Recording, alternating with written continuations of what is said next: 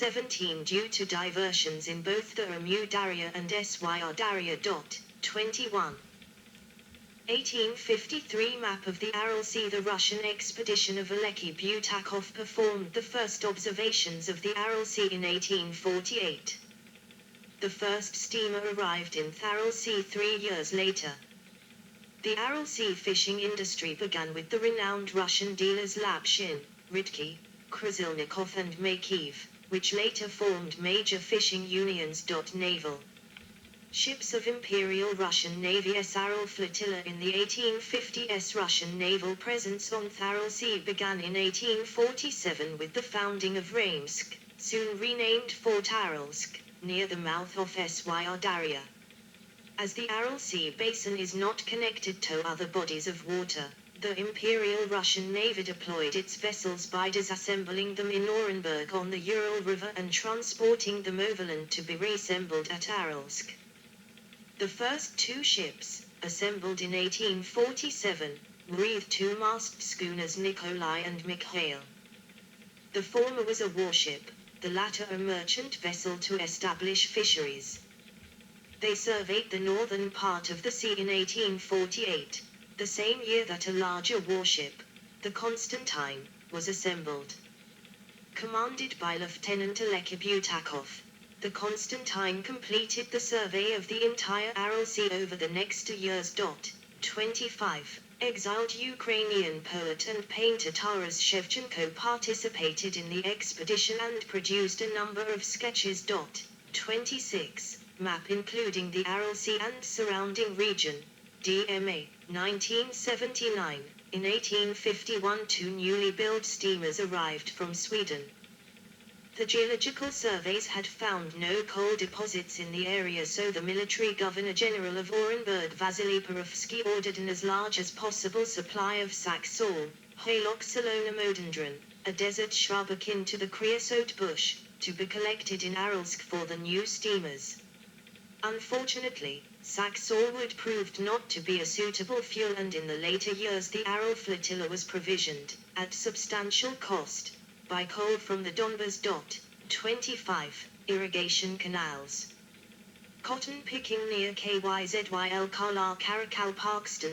In the early 1960s, 27, as part of the Soviet government plan for cotton, or white gold, to become a major export, the Amu Darya River in the south and the Syr Darya River in the east were diverted from feeding the Aral Sea to irrigate the desert in an attempt to grow cotton, melons, rice and cereals. 28. This temporarily succeeded, and in 1988, Uzbekistan was the world's largest exporter of cotton. 29. Cotton production is still Uzbekistan's main cash crop, accounting for 17% of its exports in 2006. 30, 31, 32. Timeline of shrinking satellite images show the changing water levels in the Aral Sea from 2000 to 2018. Large-scale construction of irrigation canals began in the 1930s and was greatly increased in the 1960s. 33. Many canals were polar-built, allowing leakage and evaporation. Between 30 and 75% of the water from the Karakum Canal, the largest in Central Asia, went to waste. 28. It was estimated in 2012 that only 12% of Uzbekistan's irrigation canal length was waterproofed.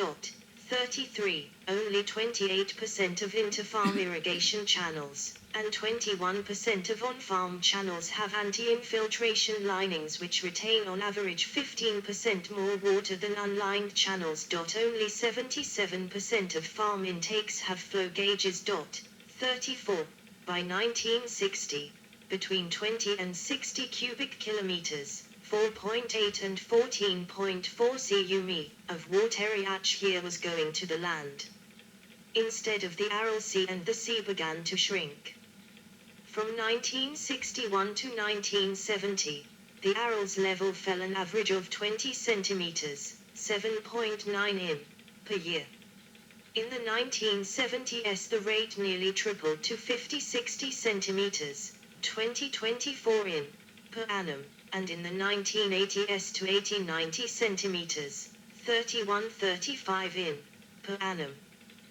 The amount of water taken for irrigation from the rivers doubled between 1960 and 2000. In the first half of the 20th century prior to the irrigation, the sea's water level above sea level held steady at 53 m. By 2010 the large Aral was 27 m and the small Aral 43 m above sea level. 35. The disappearance of the lake was no surprise to the Soviets. They expected it to happen long before. As early as 1964, Alexander Zarin at the Hydro Project Institute pointed out that the lake was doomed, explaining, it was part of the 5-year plans, approved by the Council of Ministers and the Politburo.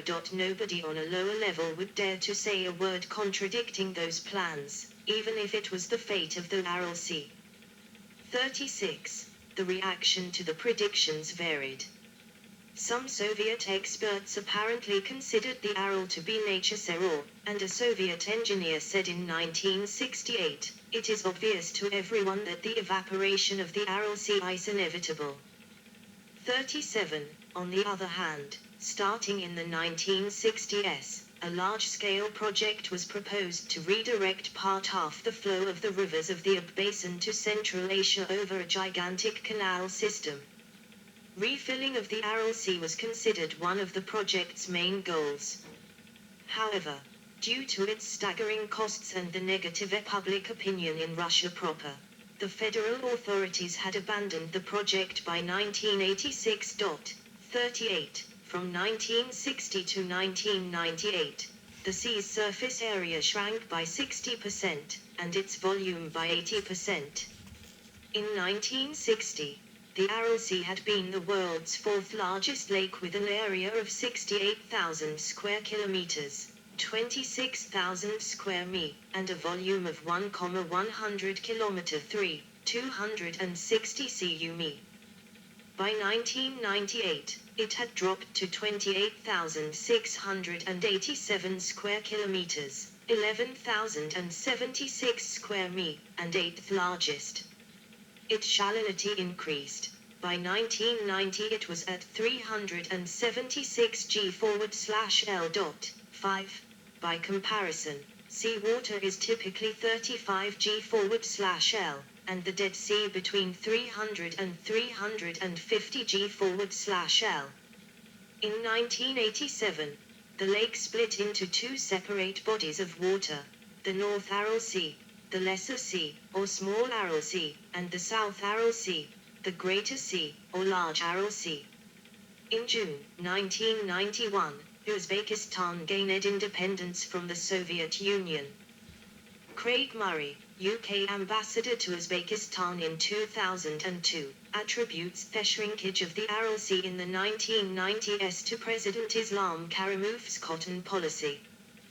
The enormous irrigation system was massively wasteful, crop rotation was not used, and huge quantities of pesticides and fertilizer were applied. The runoff from the fields washed these chemicals into the shrinking sea, creating severe pollution and health problems. As demand for cotton increased, the government applied more pesticides and fertilizer to the monocultured and depleted soil. Forced labor was used and profits were siphoned off by the powerful and well-connected. 39. In 2003, the South Aral further divided into eastern and western basins.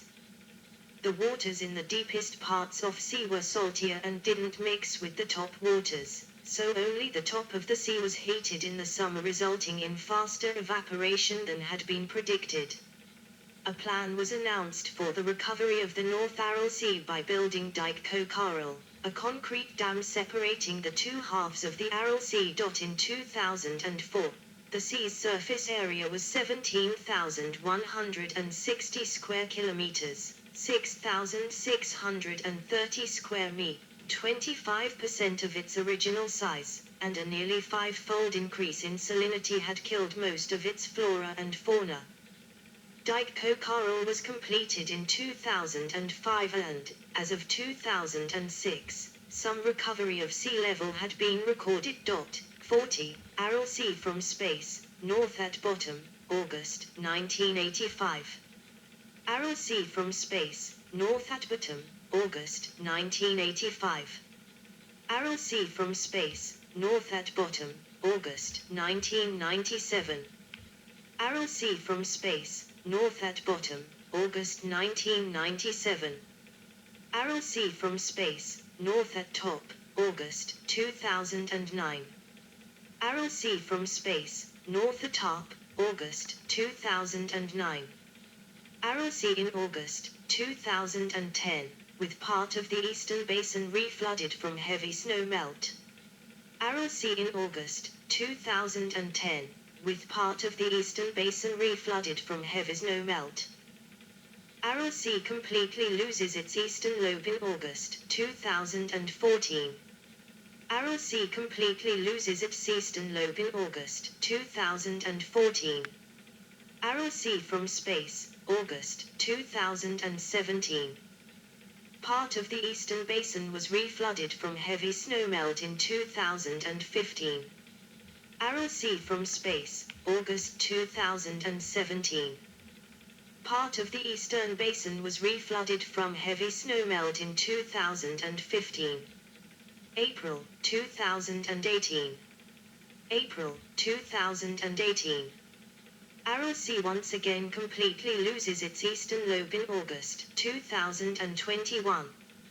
Aral Sea once again completely loses its eastern lobe in August 2021. Impact on environment, economy, and public health. The Aral Sea is considered an example of ecosystem collapse. 41.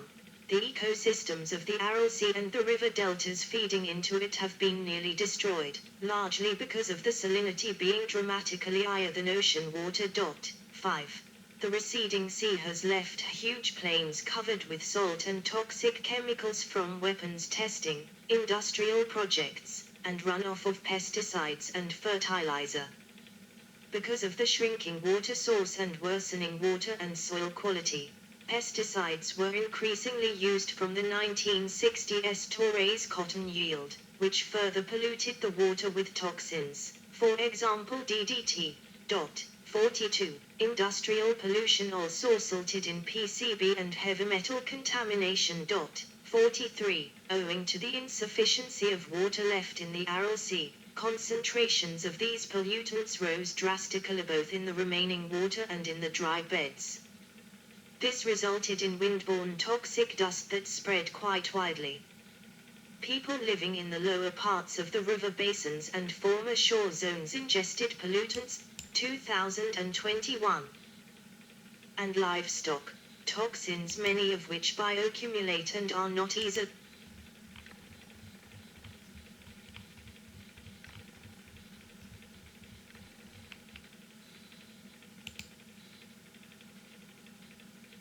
Aral Sea completely loses its eastern lobe in August 2014. Aral Sea completely loses its eastern lobe in August 2014. Aral Sea from space, August 2017. Part of the eastern basin was reflooded from heavy snowmelt in 2015. Aral Sea from space, August 2017. Part of the eastern basin was reflooded from heavy snowmelt in 2015. April 2018. April 2018. Aral Sea once again completely loses its eastern lobe in August 2021. Aral Sea once again completely loses its eastern lobe in August 2021. Impact on environment, economy, and public health. The Aral Sea is considered an example of ecosystem collapse. 41. The ecosystems of the Aral Sea and the river deltas feeding into it have been nearly destroyed, largely because of the salinity being dramatically higher than ocean water. 5. The receding sea has left huge plains covered with salt and toxic chemicals from weapons testing, industrial projects, and runoff of pesticides and fertilizer. Because of the shrinking water source and worsening water and soil quality, pesticides were increasingly used from the 1960s to raise cotton yield, which further polluted the water with toxins, for example DDT. 42. Industrial pollution also resulted in PCB and heavy metal contamination. 43. Owing to the insufficiency of water left in the Aral Sea, concentrations of these pollutants rose drastically both in the remaining water and in the dry beds. This resulted in windborne toxic dust that spread quite widely. People living in the lower parts of the river basins and former shore zones ingested pollutants through drinking local water and inhaling contaminated dust. 44. Furthermore, due to absorption by plants and livestock, toxins many of which bioaccumulate and are not easily broken down or excreted by the liver and kidneys entered the food chain. 43. Inhabitants of the surrounding areas commonly experience a shortage of fresh water, and health problems are widespread including high rates of certain cancers, respiratory illnesses including tuberculosis, mostly drug-resistant, digestive disorders, anemia, and infectious diseases. Liver, kidney, and eye problems may also be due to the toxic dust storms. Together, this presented an unusually high fatality rate among vulnerable age groups. Child mortality stood at 75 per 1,000 inches 2009, while maternal mortality was 12 in every 1,000. 45. 46. The dust storms have also contributed to water shortages through salt deposition.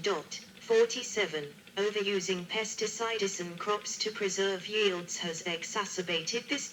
47. Crops are destroyed where salt is deposited by the wind.